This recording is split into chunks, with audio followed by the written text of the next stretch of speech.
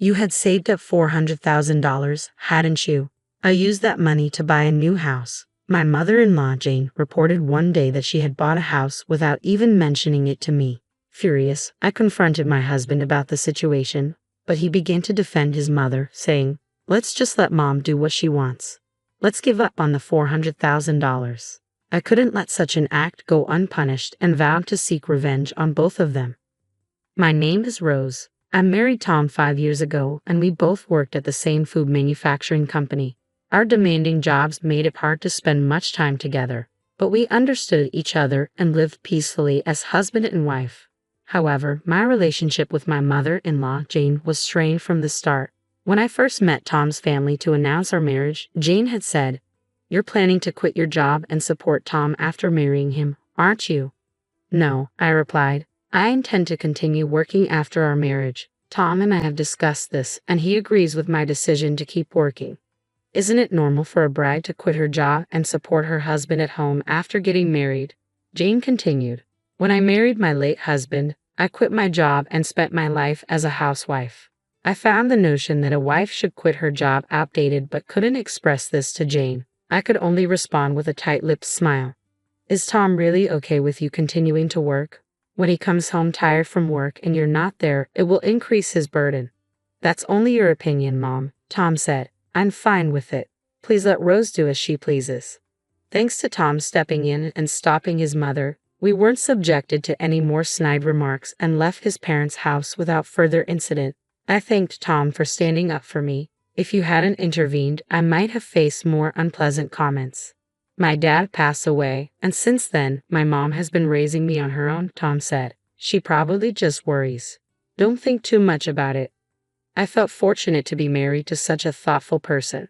As we headed back to our apartment, I reflected on how peaceful our life together had been. However, one day, after 5 years of marriage, Tom suggested living with his mother. "Hey, we often leave the house empty because of work. How about moving in with my mom?" he proposed.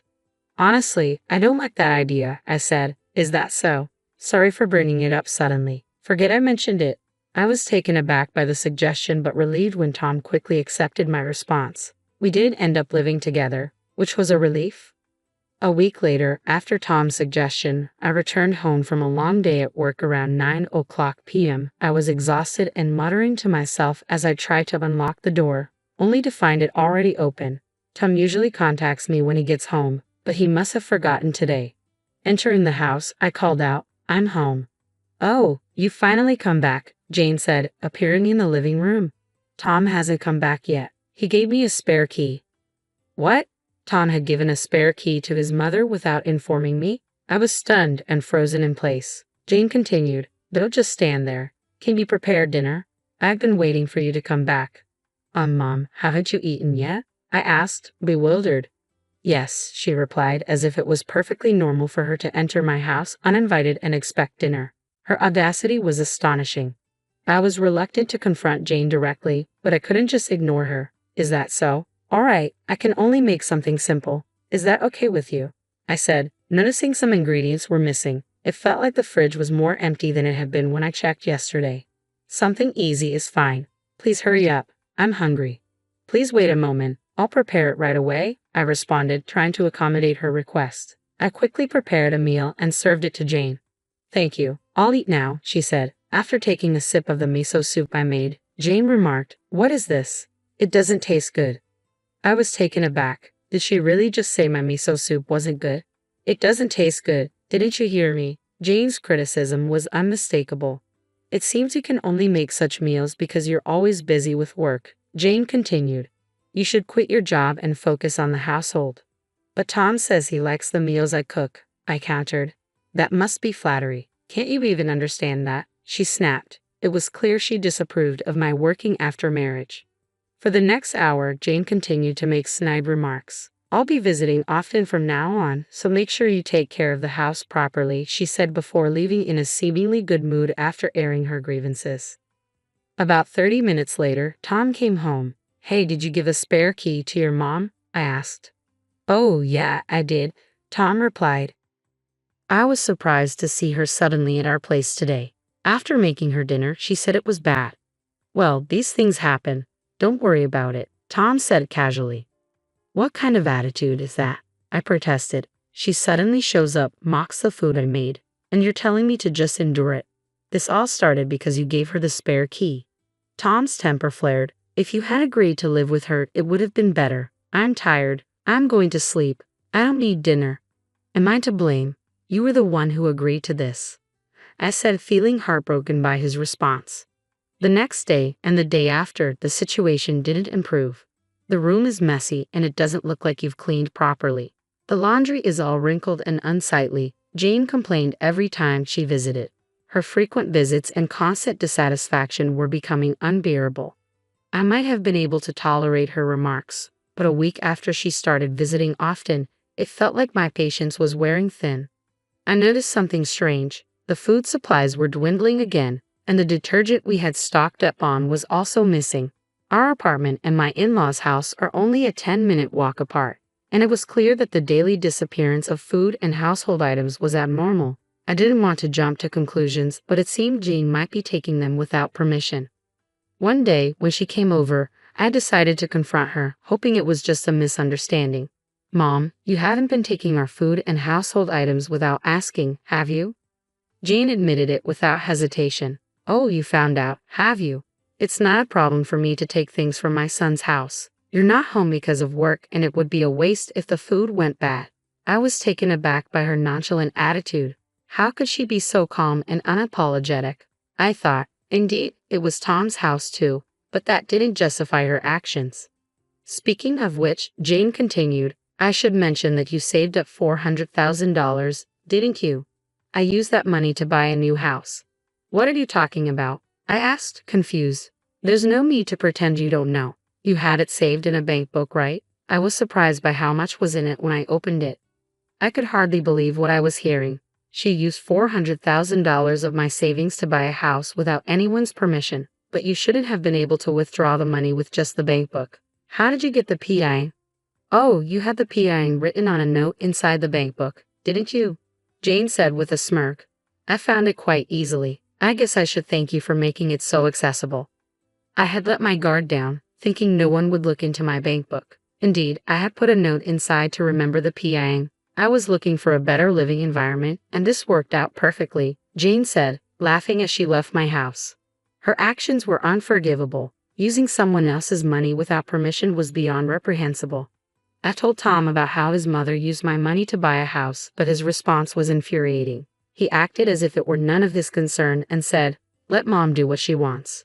Just forget about the $400,000. His dismissive attitude was the last straw. My patience with both him and Jane had worn thin, and I couldn't tolerate any more of their behavior. I decided it was time for some revenge.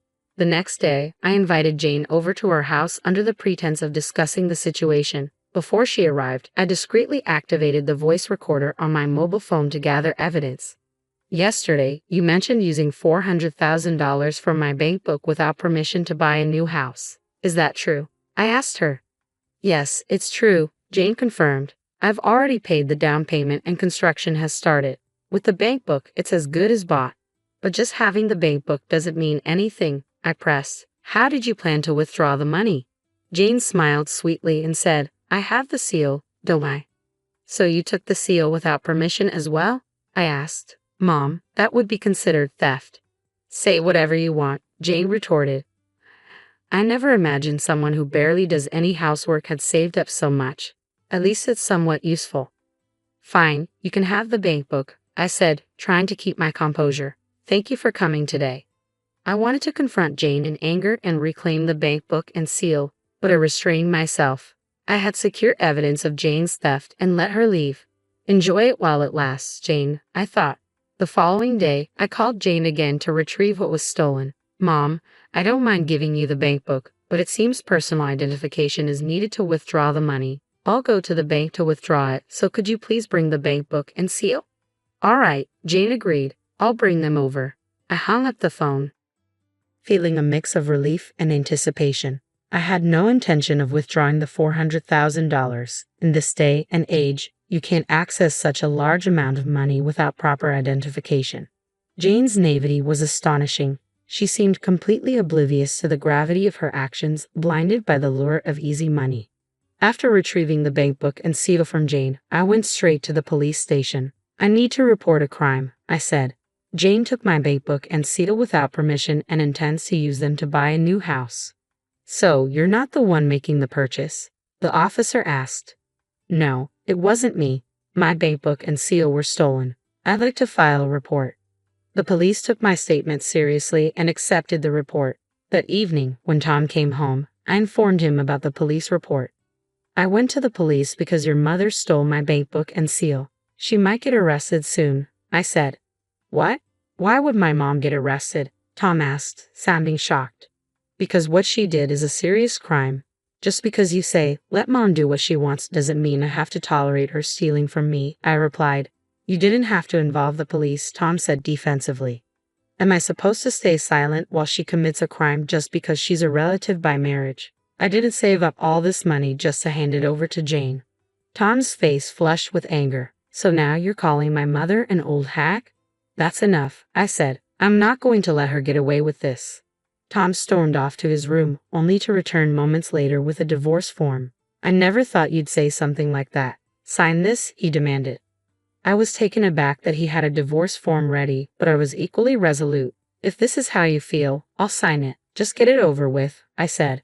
Tom seemed surprised by my willingness to sign so quickly. After I completed the paperwork, he took the form and left. I showed Tom the divorce form. "There should be no problem now. I'll submit this to the city hall myself," I said. It was clear he wanted to avoid facing me any longer. After our conversation, Tom quickly left the house, despite the late hour, likely heading to his mother's place. About 20 minutes later, my phone rang. "Hello?" I answered. "It's Tom," came the voice on the other end. "I told Mom that Rose filed a police report. Could you withdraw it?" "No way," I said firmly. "Even if she's pretending to be remorseful, that doesn't change anything. I won't forgive her. She's likely to do this again." Another call came in. "Hello?" I asked, annoyed. "I'm sorry," said a tearful voice. It wasn't Tom's but Jane's. She was crying and apologizing, but her tears did nothing to soften my stance. "You think crying and apologizing will make me forgive you? You took not only the bank book but also the seal. How do you explain that?" "I've always wanted a single-family home," Jane explained.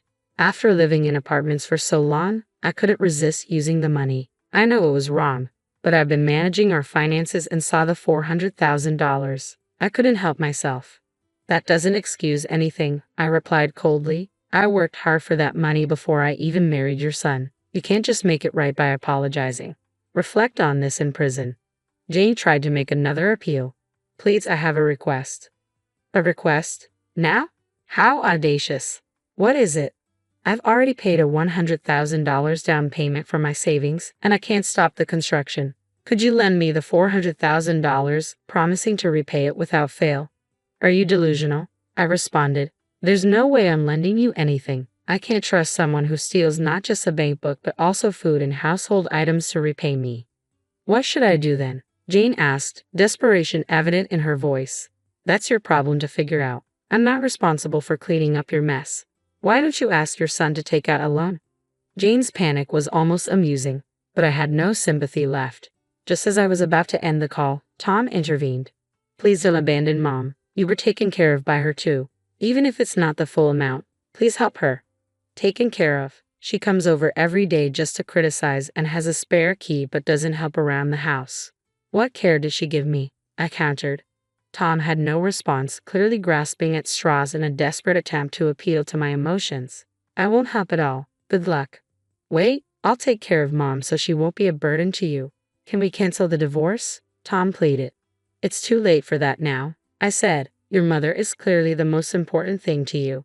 You never protected me. I'm done. Enjoy your time with her. We'll be strangers by tomorrow."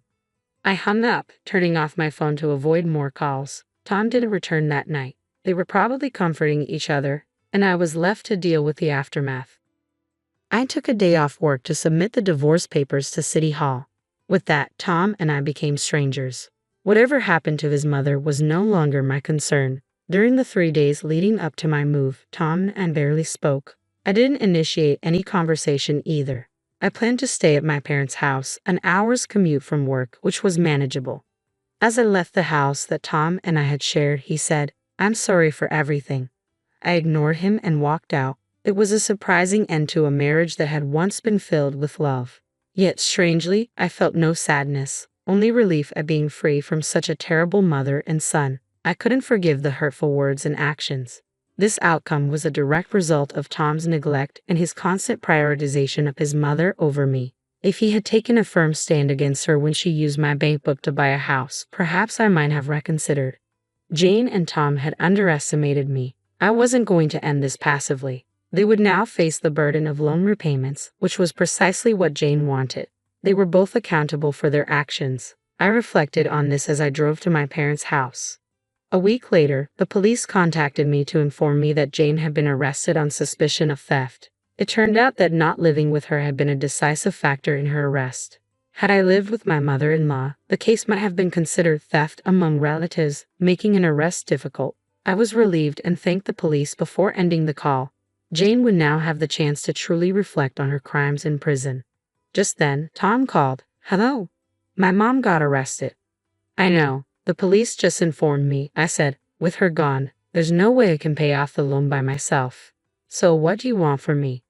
"Are you asking for my help?" he replied. "No. Don't call me anymore," I said and hung up. To ensure he couldn't contact me again, I blocked his number and messages. A month later, a coworker told me something surprising. "Hey, did you hear? Tom quit the company." Tom and I worked at the same company, though we were in different departments, so we didn't interact much. With news of his mother's arrest spreading within the company, it seemed Tom found it too difficult to stay. I had no involvement in spreading the gossip and had no idea what happened to him afterward, but he was likely struggling with the loan repayments. 3 years later, I remarried someone I met completely outside of work, someone who truly values me. My new in-laws have welcomed me warmly, and I cherish them in return. I finally feel I've found true happiness and hope never to experience anything like before again.